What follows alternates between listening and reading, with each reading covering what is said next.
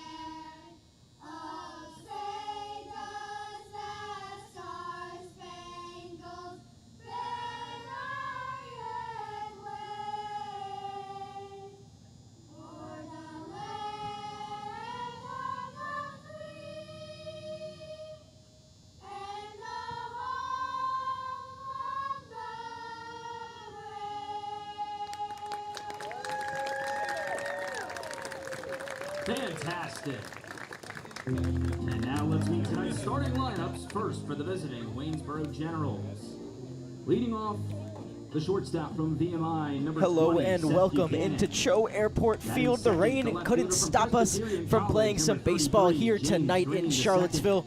Pushes us back to a 7:30 start time, but that will not stop us from playing baseball here tonight. I am Jeremy Rose, joined alongside by Luke Stefanisco. And Luke, we've got ourselves a rainy game on hand, but a game nonetheless. Happy to be back at the CHO for the first time in what feels like a week for a lot of us.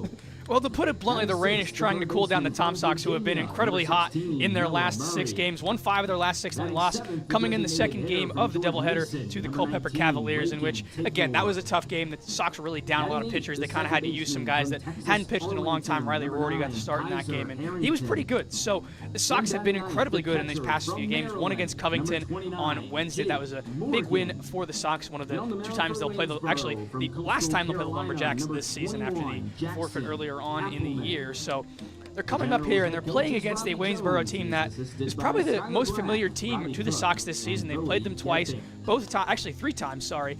2 times at Kate Collins Field, 1 time at CHO Airport Field, and the Sox have had some success against the Generals, so we'll see how that translates to today in a bit of a different environment, some moisture in the air. We'll see if the baseball will travel. Certainly would benefit some of the guys on the Sox and some of the power guys on the Generals. We'll see how the weather will affect this ball game today. And on the mound for the Sox tonight will be Evan Allwine, who some may consider to be the ace of this Tom Sox rotation. Allwine has been nothing short of dominant for the Sox this season.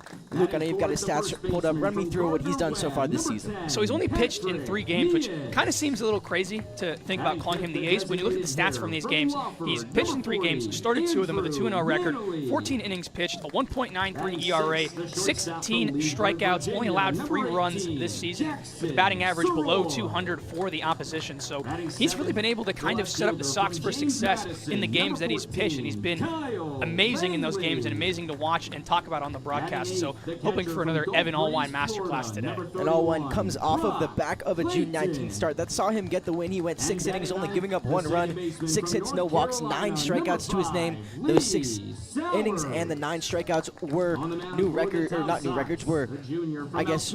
new season highs is the word I was looking for. New season highs for the Sox on this year, and Allwine has paced the pitching staff up to this point in the season. And we'll take a look back at the game from a couple days ago that saw the Sox come out and win a JT Gibson start. That saw Jason Band come in and shut the door after a pretty chippy game. Things heated up in the 9th inning a little bit. The Sox offense struck in the 4th, the 5th, and the 7th for 2 runs apiece. 1-6-5 against Covington, highlighted by Preston Gamster's 2 extra base hits, had a triple and had a double as well. Almost hit one out deep into left center field that didn't travel quite far enough for that. But as we take a look at this lineup for the visiting Waynesboro Generals, it's going to be in the leadoff spot Seth Buchanan, the VMI product. In the 2-hole will be James Green. He's from Presbyterian. Daniel Smith taking up the 3-hole from Gordon College. Parker White, UNC Greensboro. He will be the 4-hole.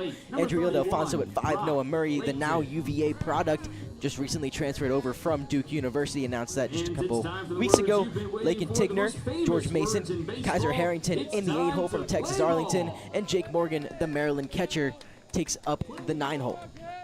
Leading off for Waynesboro. Defensive alignment for the Sox: Brock Clayton at catcher, Patrick Neas at first, Lee Sowers at second, Jackson Sharoy at short, Preston Gamster at third, Perry Hargett out in center, James Nunnally in right, Kyle Langley in left, and Andrew Manley doing the duties as the DH today for the Sox. We'll do our best to keep you guys up to speed on everything happening as the first pitch is taken upstairs. We are aware the broadcast doesn't look all too hot. Our camera up there is a little bit wet from the rain and the mist that have been kind of raining down for the past 45-ish minutes, as Buchanan will put it into left field, gets over the glove of Preston Gamster for a leadoff single, and Buchanan is aboard. A tough play there for Gamster. Certainly going to be different with the moisture on the field. We mentioned the moisture in the air, but the dirt is pretty wet. It took a big beating from the rain that kind of steadily fell over the last hour, and that one right there, I don't think Gamster expected it to hop as hard as it did, and it took a big hop, and kind of to stick his glove up, couldn't get it, and Buchanan on board with a leadoff single. Yeah, only thing I can really think about there was it might have hit off the lip between the dirt and the grass, something that is pretty, I guess, prevalent here at CHO Airport Field, a pretty solid lip between the infield grass and the dirt.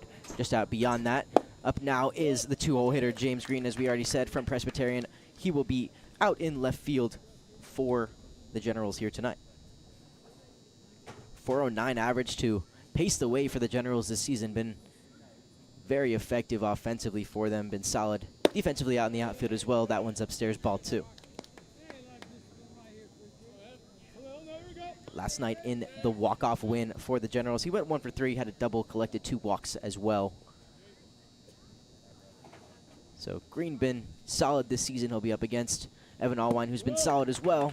Buries that one and gets Green to chase a 1-2 count.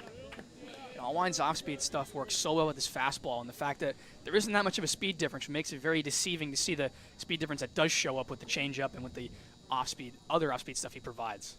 Buchanan leads off first. The 1-2 pitch from Allwine into right field. Ranging back and settling under it is Nunnally. And he'll collect that one for out number 1. 2 batters in, and the first out of the game for Evan Allwine and co. Good pitch there, 84. Hit a little hard from Green, but kind of a routine fly ball, a weak line drive there. Nunnally, no problems. A good bounce back after the leadoff single from Allwine there. And something we're going to have to look out for, of course, with the weather. A pitch like that and a swing like that, that ball with the exit velo it had, we're not exactly sure what it was, but I would assume it's definitely harder than 84 off that bat. Could have carried a little bit more had there not been as much moisture in the air. So we'll see if that lessens up throughout the course of today, as the first pitch into Daniel Smith is a called strike on the outside. Smith 2 for 4. Last night went 2 for 5 with a double, an RBI, a walk, and a run scored on the 20th. In the last matchup between the Sox and the Generals. Pitch outside, count evens 1-1. Been a prototypical 3-hole hitter. I'm hitting above 300, a 330 average on the season for Smith. Runner goes, throw down from Brock Clayton. Tag was on him, but the ball was not there. It'll go into center field. Buchanan with a stolen base early. Yeah, and a really good throw there from Clayton. I believe it was Lee Sowers on the tag, just couldn't scoop it. That one was right on the money. If Sowers had the ability to get that tag done, that would have been lights out for Seth Buchanan at second there. Good location on the throw down.